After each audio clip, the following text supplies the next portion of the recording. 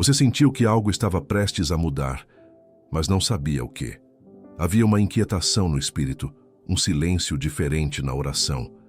Isso não foi acaso. Deus estava te preparando para algo que a mente humana ainda não conseguia ver. Há momentos na vida de um crente em que tudo parece estar desmoronando.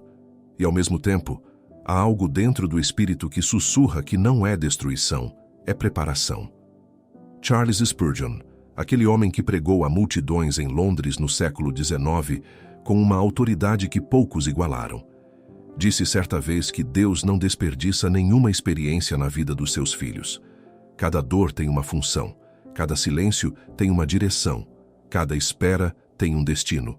E é exatamente sobre isso que precisamos conversar hoje, minha querida alma. Não é raro que um filho de Deus chegue a um ponto da vida em que sente que está carregando um peso que não consegue nomear. Não é doença, não é depressão, é algo que vai além da linguagem comum. É uma tensão espiritual, como se o tecido da realidade estivesse sendo esticado por uma mão invisível, preparando espaço para algo que ainda não chegou, mas que está a caminho. Você já sentiu isso? Essa sensação de que o chão debaixo dos seus pés não é mais o mesmo, mas você ainda não sabe o que vem depois? Essa é uma sensação que muita gente carrega em silêncio, achando que é fraqueza, achando que é falta de fé. Mas pode ser exatamente o contrário. A Bíblia está repleta de pessoas que passaram exatamente por essa estranheza. José foi lançado num poço antes de ser exaltado ao palácio. Moisés passou 40 anos no deserto antes de ouvir a voz de Deus na sarça ardente. Davi foi ungido rei ainda jovem e continuou cuidando de ovelhas por anos, sem que nenhuma circunstância exterior confirmasse o que havia sido declarado sobre ele. Nenhum deles entendia no meio do processo o que estava acontecendo, mas cada silêncio, cada espera, cada dor era parte de uma arquitetura divina que só se tornava visível depois. E em cada um desses casos havia sinais. Sinais que, aos olhos humanos, pareciam contradições, mas que aos olhos de Deus eram etapas de uma preparação sobrenatural. É o que Jeremias 29:11 declara com uma clareza que atravessa os séculos. Porque sou eu que conheço os planos que tenho para vós, diz o Senhor, planos de paz e não de mal, para vos dar um futuro e uma esperança. Deus não age por impulso, Ele age por propósito. Ele não acorda num dia e improvisa a vida dos seus filhos. Cada detalhe já foi pensado, cada atraso já foi calculado. E quando Ele está preparando alguém para algo sobrenatural, há sinais que aparecem. Não no céu estrelado, não em visões espetaculares, mas dentro da vida cotidiana, nas dobras invisíveis da existência diária. Spurgeon entendia isso de forma visceral.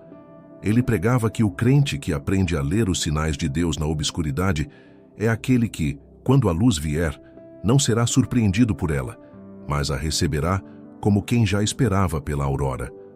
Há uma diferença enorme entre ser surpreendido pela graça e ser preparado por ela.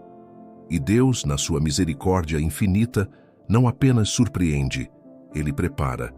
Ele molda o vaso antes de enchê-lo. Ele forma o servo antes de enviá-lo. Ele constrói o alicerce antes de erguer a edificação. E essa preparação, quando você aprende a reconhecê-la, transforma completamente a forma como você olha para o que está vivendo agora. Mas você pode estar se perguntando, como eu sei se o que estou vivendo é preparação divina ou simplesmente sofrimento sem sentido?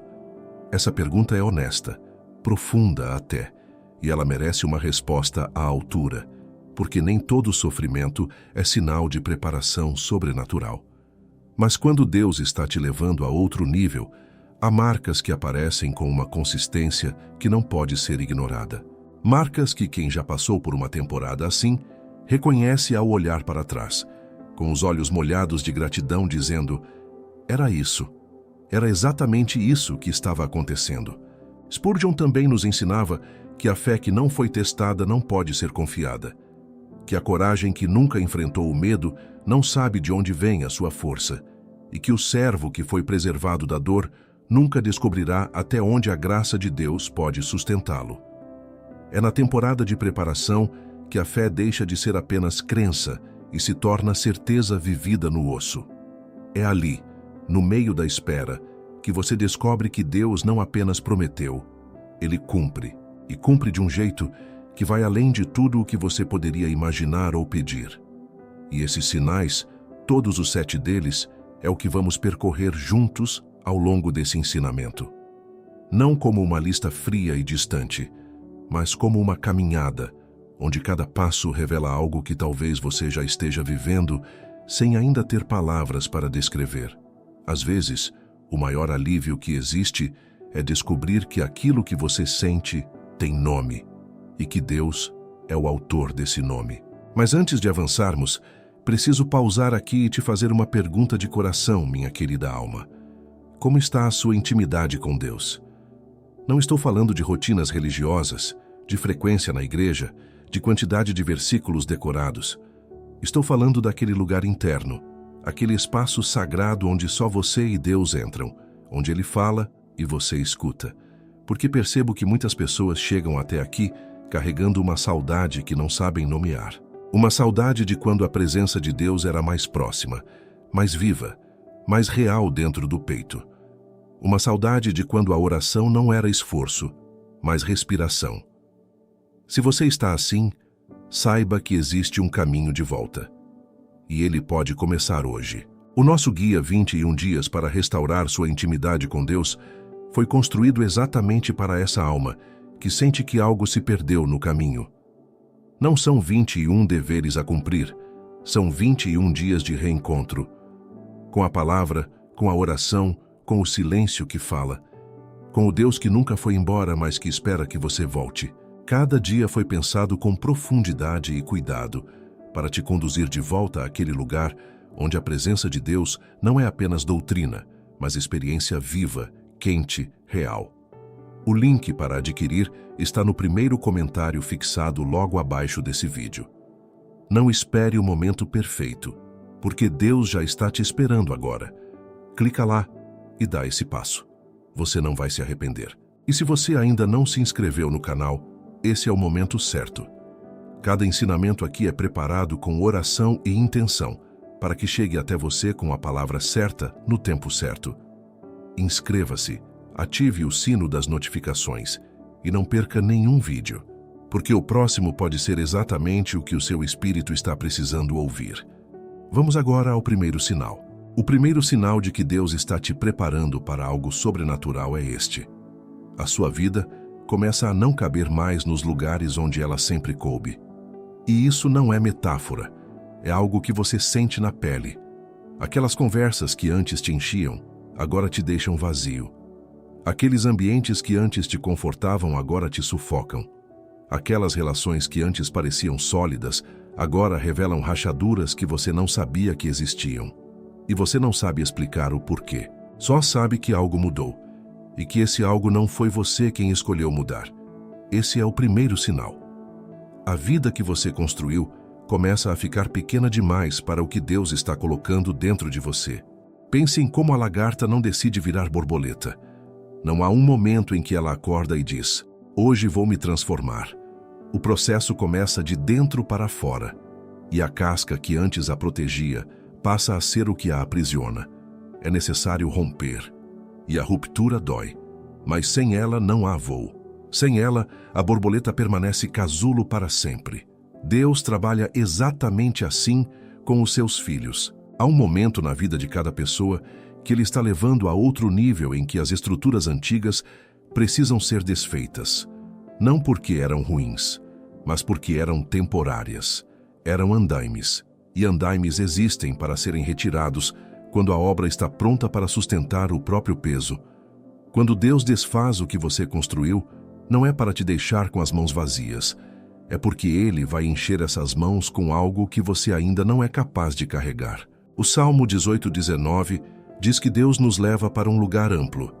Me livrou, porque em mim se agradou. Mas para chegar ao lugar amplo, é preciso sair do lugar estreito. E muitas vezes, é Deus mesmo quem vai tornando o lugar estreito cada vez mais insuportável. Não por crueldade, mas por misericórdia. Porque Ele sabe que você nunca sairia por conta própria de um conforto que já não te serve mais. O conforto que paralisa é mais perigoso do que o desconforto que move. E Deus, que te conhece melhor do que você mesmo, sabe exatamente qual o nível de desconforto necessário para que você finalmente se levante. Minha querida alma, se você está sentindo que a sua vida está ficando pequena demais, que as pessoas ao redor não te entendem mais, que os seus sonhos não cabem mais nas suas conversas, que algo dentro de você cresceu e o mundo externo ainda não acompanhou, não interprete isso como rejeição, interprete como preparação. O segundo sinal é silêncio, mas não um silêncio qualquer, é um silêncio de Deus. Aquelas orações que antes pareciam ter resposta imediata, agora parecem bater no teto e voltar. Aquela clareza que você sentia quando lia a palavra, agora deu lugar a uma névoa. E você se pergunta, fiz algo errado? Pequei sem perceber? Por que o céu parece tão distante? Esse silêncio tem um nome nas tradições espirituais mais profundas, e não é abandono. É escola. João 11 registra um dos momentos mais perturbadores da vida de Marta e Maria. Lázaro estava doendo, morrendo, e Jesus, que amava Lázaro, demorou. A Bíblia é explícita. Quando Jesus soube que Lázaro estava doente, ficou ainda 2 dias no lugar onde estava. 2 dias de silêncio. 2 dias em que as irmãs esperavam uma resposta que não vinha. 2 dias em que o irmão foi morrendo enquanto o Salvador não aparecia. E quando Jesus finalmente chegou, Marta foi ao seu encontro e disse: Senhor, se estivesses aqui, meu irmão não teria morrido. A dor nessa frase, a mágoa, a incompreensão honesta de quem amou e não foi socorrido no tempo que esperava. Mas Jesus não chegou atrasado. Ele chegou no tempo certo para fazer algo que a cura de um doente não poderia revelar: a ressurreição de um morto. O silêncio não era ausência. Era preparação para uma manifestação que ia além do que qualquer um deles havia pedido ou sequer imaginado ser possível. Quando Deus está em silêncio na sua vida, minha querida alma, não é porque Ele se esqueceu. É porque o que Ele está preparando exige uma fé que vai além da resposta rápida. Exige uma confiança que não depende da confirmação imediata. Exige que você aprenda a andar quando não vê, porque é exatamente esse tipo de fé que o sobrenatural requer. O terceiro sinal é o isolamento. Não o isolamento da amargura, aquele que fecha portas e endurece o coração, mas o isolamento sagrado, aquele em que Deus vai afastando pessoas, ambientes e distrações para que você possa ouvir uma voz que o barulho estava encoberto. Elias viveu isso com uma intensidade que poucos conseguem imaginar. Depois de uma das maiores vitórias espirituais de sua vida, o confronto no Monte Carmelo, ele foi parar sozinho debaixo de uma árvore no deserto, pedindo a Deus para morrer. E o que Deus fez? Não o repreendeu. Não o sacudiu com palavras duras. Mandou um anjo preparar comida e disse: Levanta e come, porque o caminho é longo demais para as tuas forças. E depois daquela refeição simples, daquele descanso no silêncio do deserto, Deus veio falar com Elias, não no vento forte, não no terremoto, não no fogo, mas numa voz mansa e delicada. 1 Reis 19, versículo 12. A voz que muda tudo não grita, ela sussurra. E para ouvir um sussurro, é preciso silêncio, é preciso estar só. O isolamento que Deus provoca não é punição. É proteção. É Ele criando um espaço onde o ruído do mundo não pode entrar, porque o que Ele quer dizer é tão sagrado que não pode ser dito em meio à multidão. Se você está passando por uma temporada em que as pessoas foram se afastando, em que a solidão chegou sem aviso, em que você se vê mais sozinho do que gostaria, antes de interpretar isso como rejeição ou fracasso, pare, respira, pergunte a Deus: o que o Senhor quer me dizer nesse silêncio? Porque pode ser que o isolamento que você está vivendo seja o preparo para uma revelação que só pode ser recebida a sós. Esses 3 primeiros sinais, a vida que fica pequena, o silêncio de Deus e o isolamento sagrado, são como as fundações de uma obra que ainda não está visível acima do solo. Parecem destruição, mas são construção. Parecem abandono, mas são direção. Parecem o fim, mas são o começo de algo que, quando se revelar, vai fazer tudo o que você sofreu parecer pequeno diante da glória que virá. E nos próximos sinais, você vai perceber que o que Deus está erguendo dentro de você é muito maior do que qualquer coisa que você poderia ter pedido. Há um quarto sinal que muita gente confunde com fraqueza espiritual e que, na verdade, é um dos indicativos mais claros de que Deus está movendo algo sobrenatural na sua vida. É o choro que vem sem aviso, a sensação de peso no peito que aparece no meio de uma oração ou até no meio de uma tarde comum, sem que você consiga explicar de onde vem. Você está bem, a vida está relativamente estável, e ainda assim há uma comoção interna que não encontra nome nem justificativa racional. Você tenta parar, não consegue, e quando passa, fica uma estranha sensação de leveza, como se algo tivesse sido processado por dentro, em um nível que a sua mente consciente não alcança. Esse choro não é tristeza, é travessia. A Bíblia fala de gemidos com os quais o próprio Espírito intercede por nós. Gemidos inexprimíveis, diz Romanos 8:26. Há momentos em que o que acontece dentro do espírito do crente é tão profundo que a língua humana não alcança. O Espírito Santo começa a interceder por meio de você, por algo que você ainda não vê, por um chamado que ainda não foi revelado, por uma obra que ainda está sendo forjada nas câmaras invisíveis do propósito de Deus. E esse processo produz uma comoção que transborda pelos olhos. Não é fraqueza, é o Espírito trabalhando em camadas que a razão não consegue acessar. Se você tem chorado sem saber por quê, minha querida alma, não se envergonhe. Não se pergunte se está ficando fraco. Pergunte a Deus o que Ele está trabalhando dentro de você, porque pode ser que o Espírito esteja intercedendo por algo tão grande que o seu coração ainda não comporta sem ser movido até as lágrimas. O quinto sinal é uma fome diferente. Não a fome religiosa de cumprir deveres. Não a fome de aprovação humana dentro da comunidade de fé. É uma fome de Deus mesmo. Uma sede pela presença. Não pelos benefícios da presença. Não pelas bênçãos. Não pelos milagres, mas pela presença em si. Você começa a notar que as coisas que antes te satisfaziam espiritualmente já não chegam mais fundo. A pregação que antes te movia agora parece superficial. O louvor que antes te arrebatava agora te deixa com uma estranha saudade de algo que não está ali. E você começa a buscar, sem saber exatamente o que está procurando, mas sabendo com certeza que ainda não chegou lá. O Salmo 42 começa com uma imagem que queima. Como o cervo anseia pelas correntes das águas, assim a minha alma anseia por ti, ó Deus. A minha alma tem sede de Deus, do Deus vivo. Quando me apresentarei e verei a face de Deus? Esse texto não foi escrito num momento de paz e plenitude. Foi escrito num momento de seca, de distância, de saudade. O salmista não está satisfeito. Está com fome. E essa fome, esse anseio que não encontra saciedade nas fontes comuns, é sinal de que Deus está preparando o crente para beber de uma fonte mais profunda do que qualquer coisa que ele conheceu até então. Quando a sua alma começa a ter fome de algo que o mundo religioso comum não consegue dar, não é hora de desistir. É hora de buscar com mais seriedade ainda, porque essa fome não foi colocada dentro de você por acidente. Ela foi colocada ali por aquele que já preparou a mesa e está esperando você sentar. O sexto sinal é talvez o mais desconcertante de todos. O desmoronamento de planos que você tinha certeza que eram de Deus. Você orou, você buscou, você sentiu a confirmação no Espírito, deu os passos com fé, e então tudo desmoronou. A porta que parecia aberta se fechou. O projeto que parecia ungido afundou. A relação que parecia enviada do céu terminou.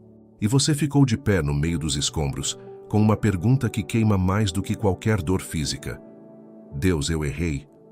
Ou foi o Senhor que tirou? Muitas vezes, foi Deus que tirou. Não porque você errou, mas porque o que Ele tem para você é diferente e maior do que o que você havia pedido. Abraão levantou o cutelo sobre Isaque não por crueldade, mas por obediência total. E foi exatamente no momento em que ele estava disposto a soltar o que mais amava que Deus revelou a provisão que já estava preparada. O carneiro preso no arbusto. Gênesis 22. A provisão de Deus muitas vezes só aparece quando a nossa versão do plano é colocada no altar. Quando paramos de segurar e começamos a confiar.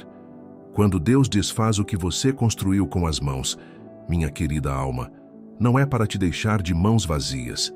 É porque o que Ele vai colocar nessas mãos não caberia se elas ainda estivessem agarrando outra coisa. Há uma libertação estranha e santa que acontece quando você finalmente solta. Quando você para de tentar resgatar o que Deus já deu por encerrado e começa a perguntar: Senhor, o que o Senhor quer construir agora? Essa pergunta, feita com o coração aberto, já é o início de uma nova temporada.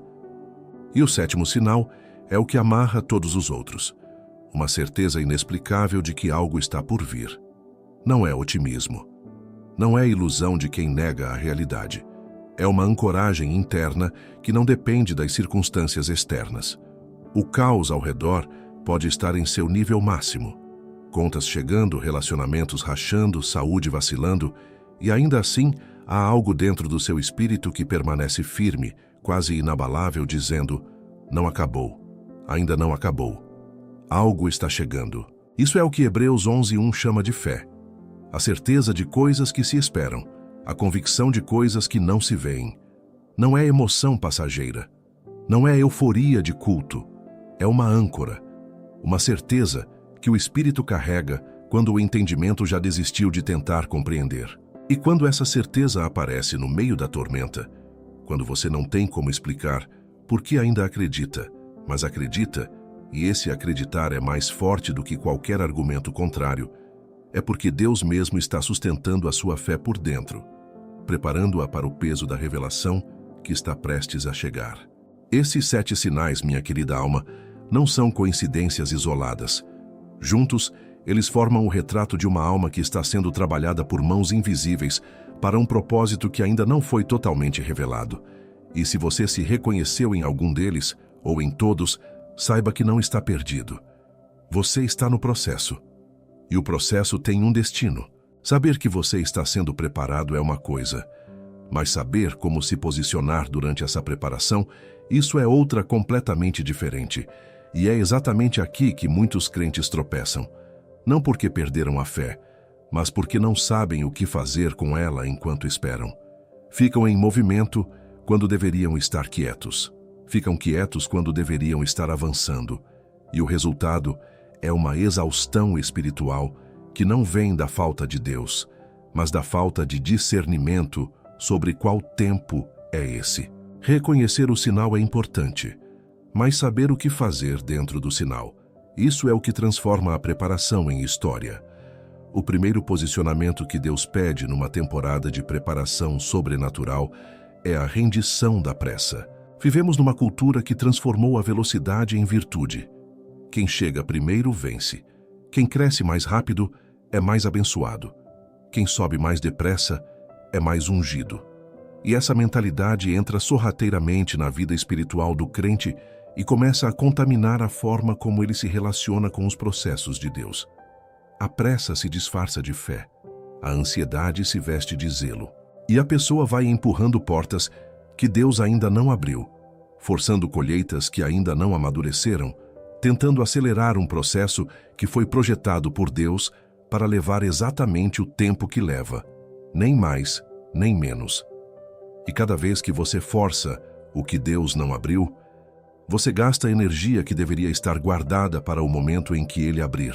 O profeta Isaías declarou em Isaías 40:31: Os que esperam no Senhor renovam as suas forças, sobem com asas como águias, correm e não se cansam, caminham e não se fatigam. A palavra esperar no texto hebraico original não é uma espera passiva, é uma espera ativa, tensa, como a de um soldado em posição de atenção, presente, vigilante, pronto, mas sem antecipar o sinal que ainda não foi dado. Essa é a qualidade de espera que Deus honra. Não a espera preguiçosa de quem cruzou os braços e parou de crer, mas a espera fiel de quem continua orando, buscando, obedecendo, mesmo sem ver nada ainda, mesmo sem nenhuma confirmação visível de que algo está acontecendo, mesmo quando o silêncio parece permanente. A pressa, minha querida alma, é o inimigo da profundidade. E Deus está mais interessado em te fazer profundo do que em te fazer rápido. O segundo posicionamento é a disposição de ser ensinado.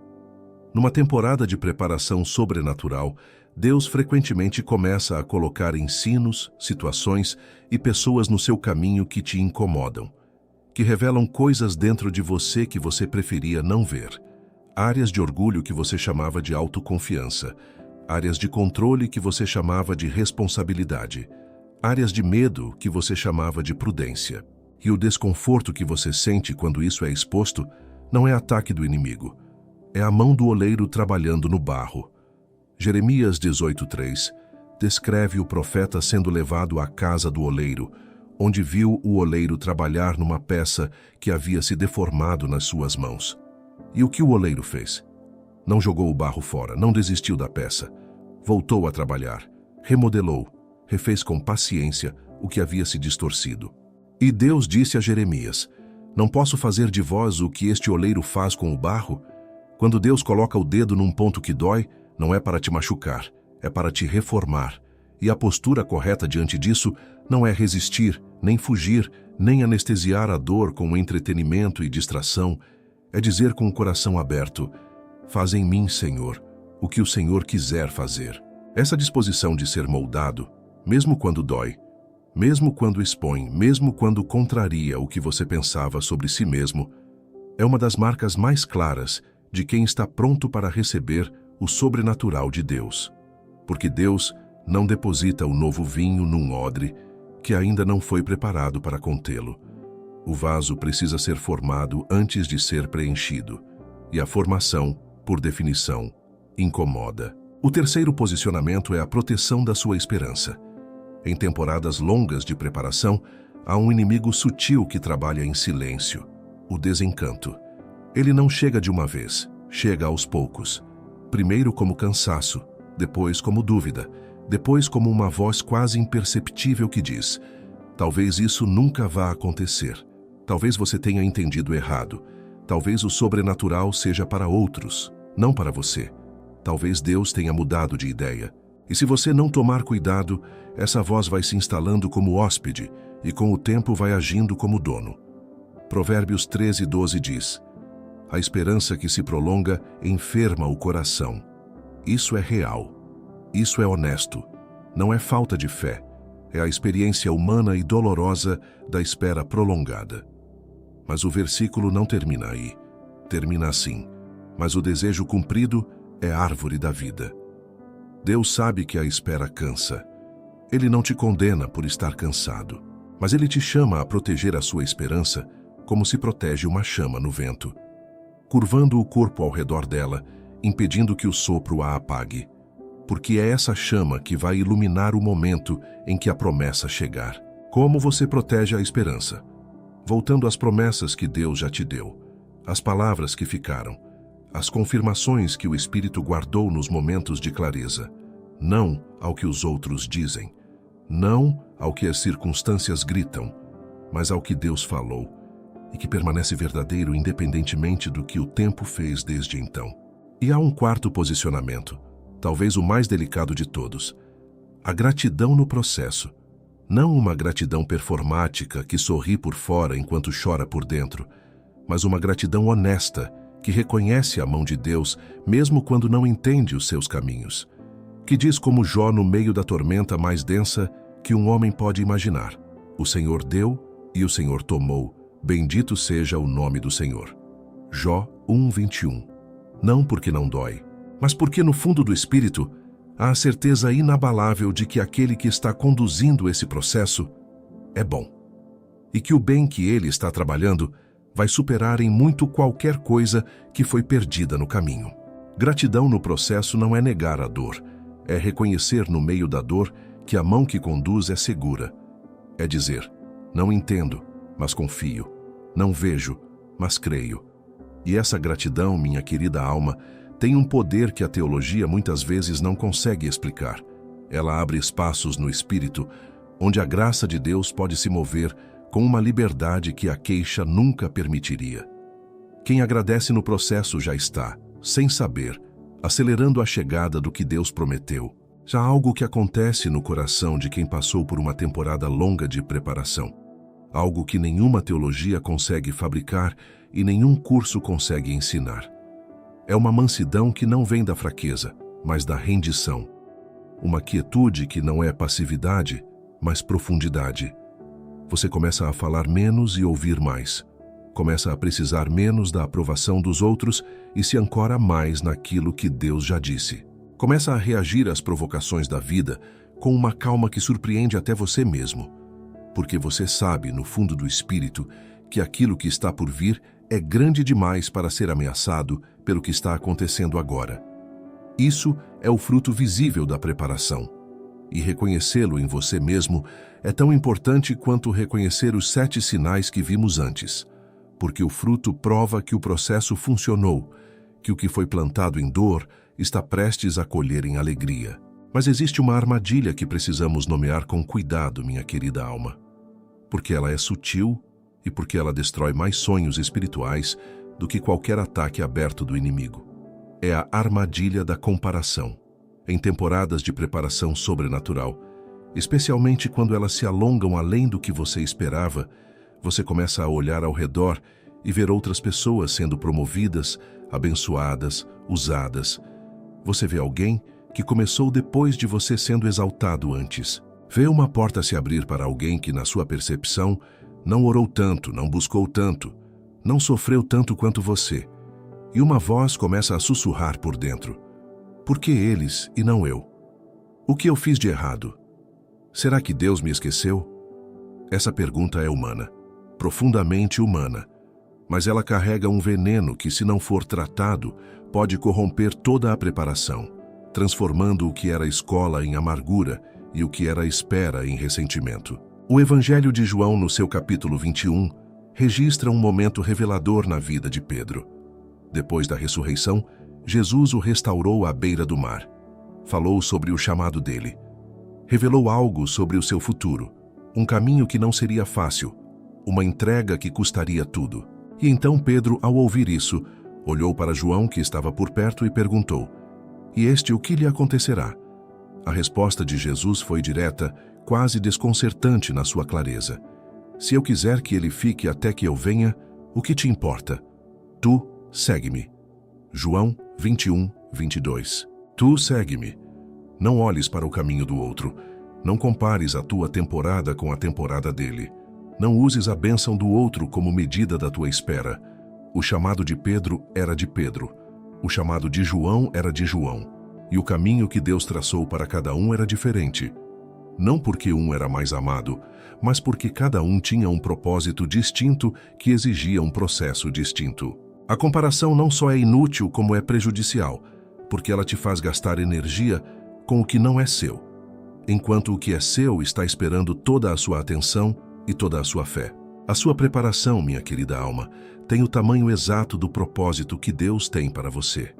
Esse propósito é único, não pode ser comparado com o de ninguém, não pode ser medido com a régua de ninguém. O dia em que você para de olhar para o lado e volta os olhos inteiros para o Senhor, é o dia em que a sua preparação começa a encontrar o seu ritmo natural, porque você para de gastar energia com o que não é seu e começa a investir tudo no que é. Há ainda algo que precisa ser dito sobre o que acontece quando a preparação está chegando ao fim. Quando Deus está prestes a revelar o sobrenatural para o qual Ele te preparou durante tanto tempo. Porque esse momento tem características próprias, e reconhecê-lo pode ser a diferença entre avançar com coragem e recuar com medo exatamente na hora errada.